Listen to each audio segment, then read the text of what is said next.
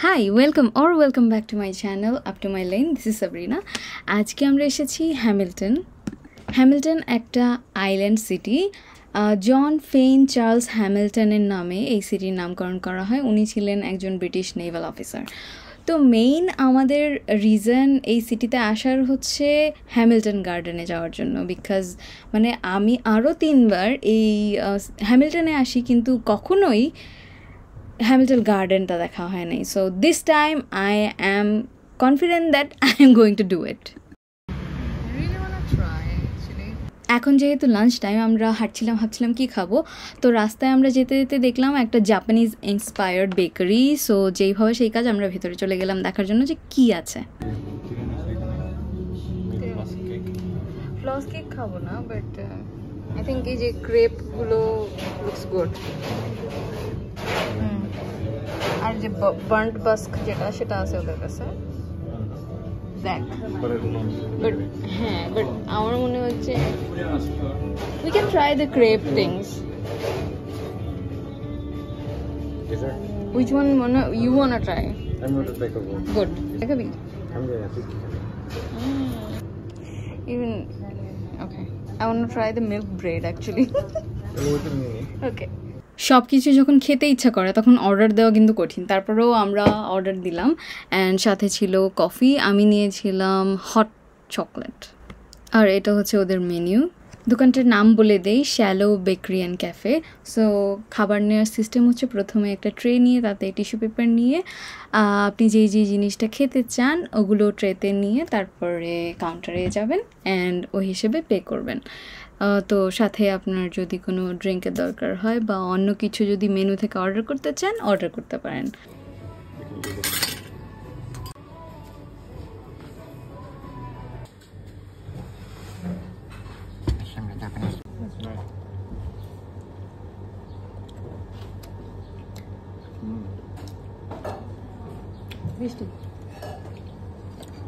তো খেতে খেতে আমি হ্যামিল্টন গার্ডেন না দেখার গল্পটা শেয়ার করি। সো আগে প্রথমবার যখন আসি তখন আমরা সময় না দেখে চলে আসি। সো যখন বন্ধ হয়ে যায় তারপরে আমরা পৌঁছাই, যে কারণে দেখা হয় না। ওকে, ঠিক আছে, আন্ডারস্টুড। সেকেন্ড টাইম আমরা যখন আসি তখন কিন্তু ওটা খোলা থাকার কথা ছিল। হ্যাঁ, অ্যান্ড সেকেন্ড টাইম আমি কেন সেম ভুল করলাম আমি জানি না। আমি তখনও মানে অনলাইনে চেক করিনি। আমি ভাবছি আচ্ছা আমি তো জানি যে এতটা 10টা থেকে 5টা পর্যন্ত তো খোলা থাকে। তো এসে দেখি যে তখন রেনোভেশন চলছে আর কিছু মেরামতের কাজ চলছে, যে কারণে বন্ধ। আচ্ছা, 2বার আমরা এভাবে ধোকা খেলাম।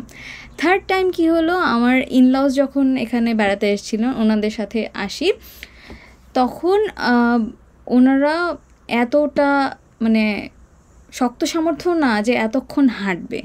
তো আমরা পুরোটা ঢুকে শুধুমাত্র আধা ঘন্টা হাঁটি, অ্যান্ড আফটার দ্যাট আমরা বের হয়ে যাই, বিকজ ওনাদের পক্ষে আর সম্ভব ছিল না যে আরও হাঁটবে। তো তখনও দেখা হয় নাই। So this is our 4th attempt যে আমরা এইবার হ্যামিল্টন গার্ডেন পুরোটা ঘুরে দেখব। কোথাও ঘুরতে গেলেই বুকশপ দেখলে সেই দোকানে ঢুকে যাওয়া হচ্ছে আমার চিরাচরিত অভ্যাস। আমি বই কিনি আর না কিনি, আমি অবশ্যই ঢুকে ঘুরে ঘুরে দেখি নতুন কি বই এসছে, আমার পছন্দের বইগুলো আছে কি না, দ্যাটস অল। অ্যান্ড আমার হাজব্যান্ড কোথায়, আই হ্যাভ নো আইডিয়া। ও মনে হয় মলের অন্য সাইডে ঘোরাফেরা করছে।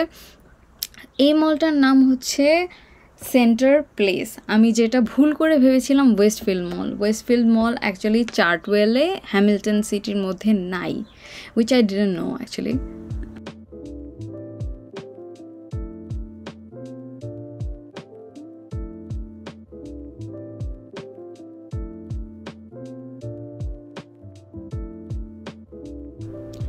এখন যাচ্ছি আমরা এয়ারবিএনবির উদ্দেশ্যে। এই এয়ারবিএনবিটা আমরা বুক করেছিলাম, দুটোই আমরা বলছিলাম পৌঁছাবো, অলরেডি 2:30 বেজে গেছে। So we should hurry up.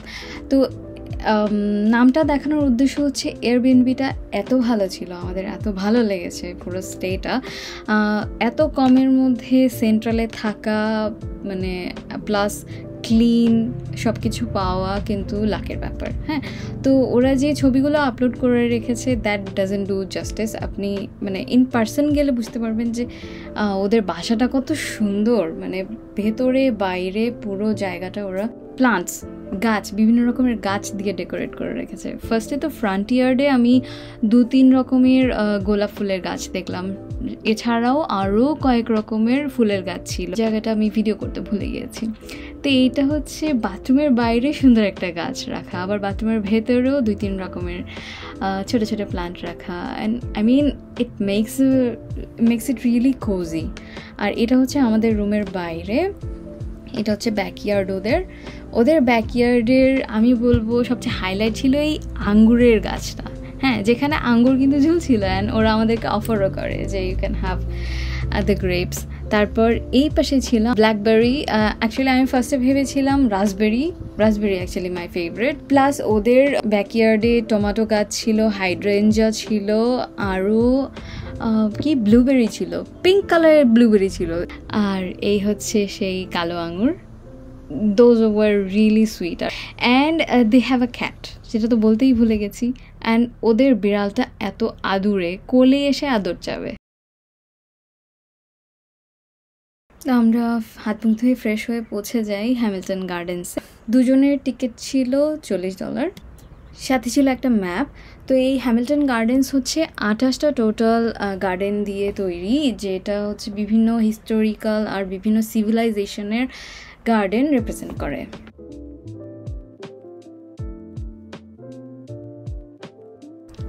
প্রথমেই পড়ে ইটালিয়ান গার্ডেন, এটা আমার হাজব্যান্ডের ফেভারিট গার্ডেন সবগুলো গার্ডেনের মধ্যে। It's very beautiful. এই হ্যামিল্টন গার্ডেন্স কিন্তু একটা নদীর পাশে বানানো হয়েছে, যেই নদীর নাম হচ্ছে ওয়াইকাটো রিভার।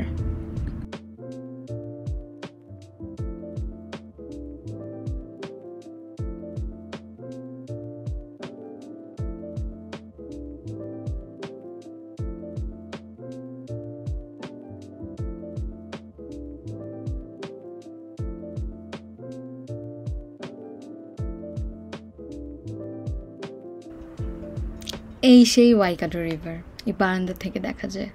এই জায়গাটা এত পিসফুল, আমাদের মনে হচ্ছিল আমরা যদি কিছুক্ষণ বসতে পারতাম খুব ভালো লাগতো, but it was very crowded, everyone wants photo, so আমরা ওয়েট করিনি। আমি কিন্তু পুরো গার্ডেনটা ভিডিও করিনি, it would be very boring.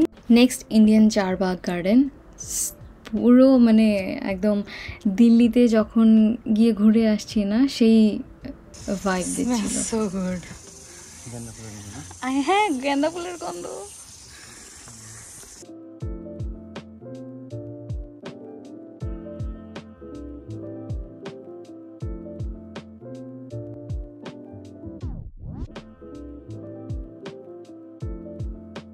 এবার ইজিপশিয়ান গার্ডেন। ইজিপশিয়ান সিভিলাইজেশনের উপর আমার আলাদা রকমের একটা ফ্যাসিনেশন কাজ করে। এর প্রধান কারণ হচ্ছে পিরামিড, হায়ারোগ্লিফগুলো কত মানে রিয়েল মনে হচ্ছিল। I really love that.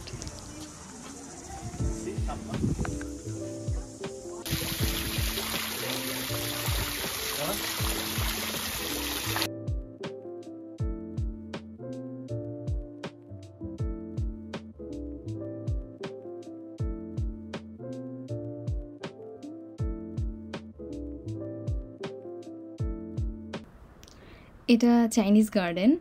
তখন হঠাৎ করে ওভারকাস্ট হয়ে যাচ্ছিল, সো ভিডিওটা এত ক্লিয়ার আসেনি, এই জন্য আমি খুবই দুঃখিত। বাট জায়গাটা আসলেই অনেক সুন্দর।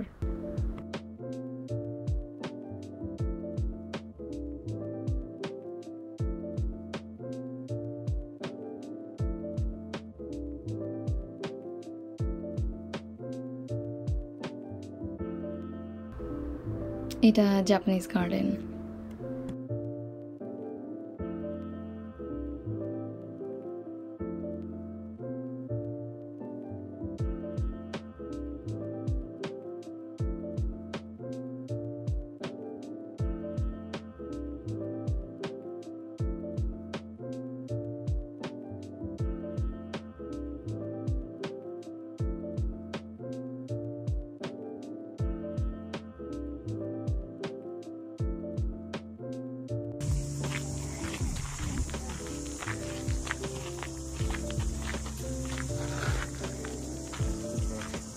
Yeah. It is.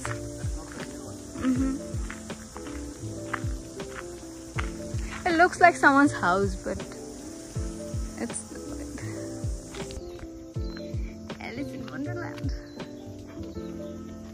লাস্টলি আমরা এসেছি গার্ডেন্সের সবচেয়ে বড় অ্যাট্রাকশন সারিয়ালাস্ট গার্ডেন।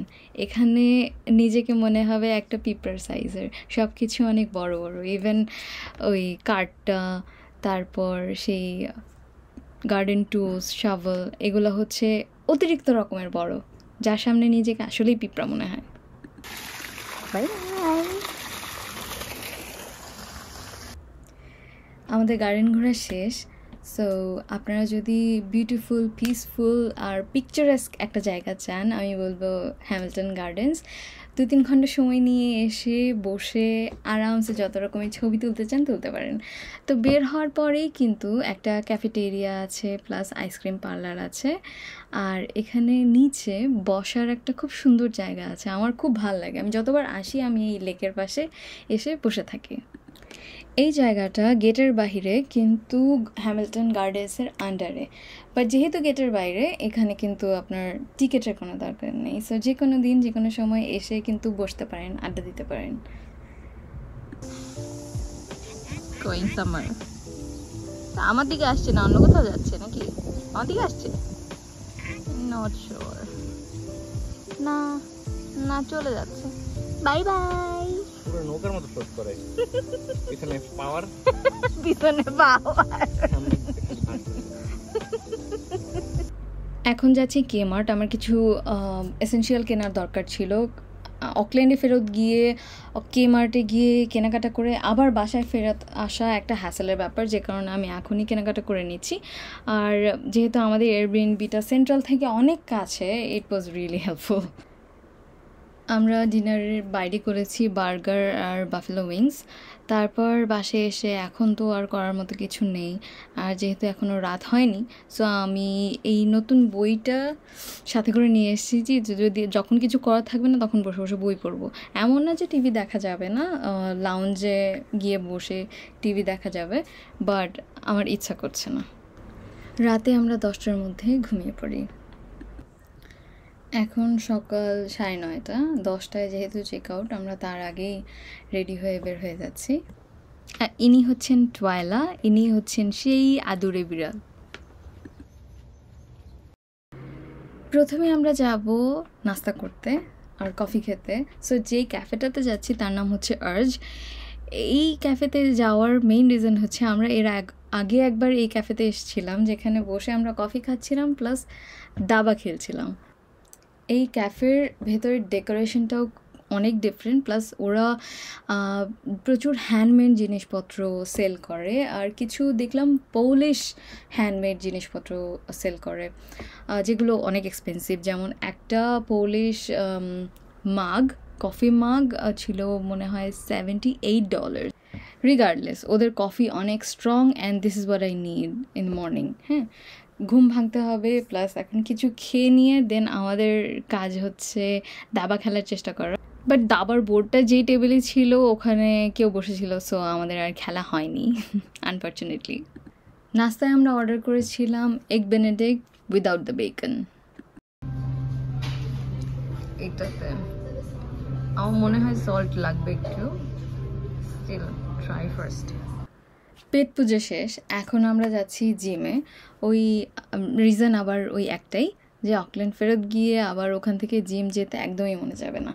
আর যেহেতু আমরা সিটি ফিটনেসের মেম্বার, তো পুরো অল ওভার নিউজিল্যান্ড সিটি ফিটনেসের যতগুলো ব্রাঞ্চ আছে সবগুলোতেই আমরা এন্ট্রি নিতে পারবো সেম কি কার্ড দিয়ে। শীত, গ্রীষ্ম, বর্ষা যাই থাকুক, এক্সারসাইজ করলে কিন্তু গরম লাগে। তো বিভিন্ন জিমের ব্রাঞ্চে গেলে দেখা যায় যে গরম লাগছে, মানে যে পরিমাণ মানুষ আছে সেই পরিমাণ ওইখানে হয়তো এসি নাই, অথবা যে পরিমাণ এসি থাকা দরকার ততটুকু নাই। বাট এই branch was cold enough, so and plus very big and clean. Shower area was clean, hair dryer, straightener সবই ছিল। সবচেয়ে ইন্টারেস্টিং যেটা লাগলো যে মাসাজ চেয়ারগুলো রিকভারি রুমের ভেতরে রাখা ছিল, উইচ ইজ ইন্টারেস্টিং। আমাদের এখানে এরকম কিছু নাই।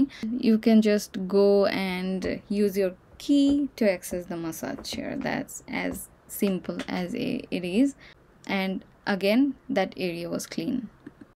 যেহেতু ব্রেকফাস্ট লাইট ছিল, জিমের পরে we are hungry again and it's almost lunch time. So আমরা কাবাব শপে এসেছি কাবাব খেতে, which I was not a fan of, but যেহেতু হাংরি আমি খেয়ে নিয়েছি। বাসায় রওনা দিতে দিতে বৃষ্টি দিয়ে দিয়েছে। আজকের গল্প আমার এখানেই শেষ। আরেকদিন আরেকটা ভিডিওতে গল্প হবে, কথা হবে। ততদিন পর্যন্ত ভালো থাকবেন। ওকে, বাই।